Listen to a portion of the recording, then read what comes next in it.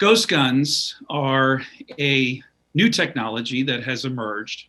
And what they are products that are made out of plastic and fiberglass. They come in the form of kits or through 3D printers. And when assembled, and they often come mostly assembled with just a few degrees of additional steps that someone needs to take by visiting their local hardware store and watching a very simple to follow YouTube video, they end up with a weapon, they end up with a gun. And this is a rising issue in Montgomery County. 73 of these weapons were confiscated by MCPD, the majority of which were used in the act of a crime. And we also know that these weapons do not require serial numbers and that they are fairly easily purchased online, and they fall into a gray area of the law in both the federal and state governments. And so we as a local government must continue to take steps to protect our residents, protect our citizens. And that's why it's important for us to, as aggressively as we can, enact legislation that prevents harmful weapons such as ghost guns from getting into inappropriate, to the hands of those most vulnerable, especially our youth. And so this legislation will primarily do several things. One, define what exactly we mean by a ghost gun. It will also restrict the manufacture, possession, and use and sale and transfer of ghost guns, also known as undetectable guns. And it's important to note that this piece of legislation on its own is certainly not going to resolve a growing issue.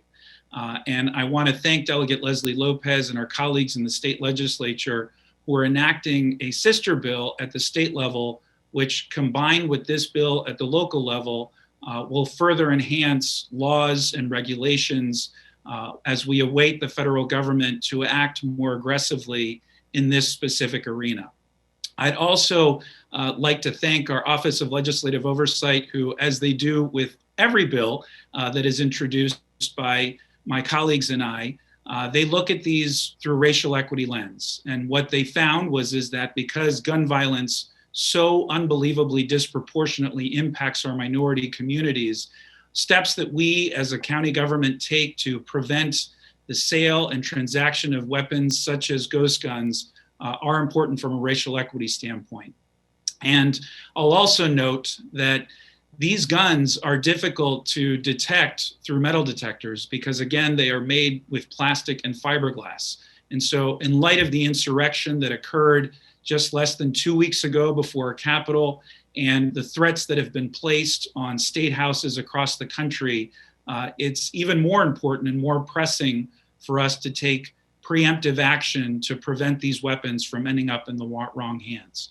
So I'd like to thank Ms. Christine Wellens, who is the lead legislative attorney who helped draft this very important bill.